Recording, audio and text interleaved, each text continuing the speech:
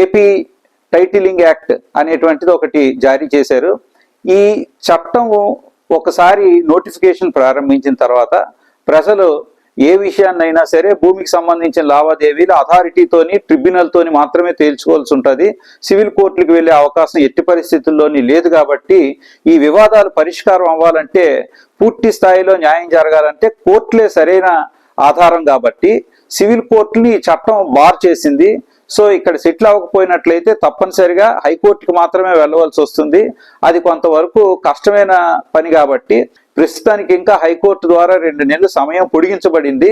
అందువలన ఈ సమయంలోపు ప్రజలందరూ కూడా ఏవైనా వివాదాలు ఉన్నట్లయితే అవి సత్వరమే పరిష్కారం కోసం మీ దగ్గరున్న న్యాయవాదుల్ని కానీ లేకపోతే ఏదైనా సందేహాలు కన్సల్ట్ చేసి వెంటనే సివిల్ కోర్టును ఆశ్రయించి త్వరితగతిన సెటిల్ చేసుకోవాలని చెప్పి మీ అందరికీ తెలియజేస్తూ నేను సెలవు తీసుకుంటున్నాను.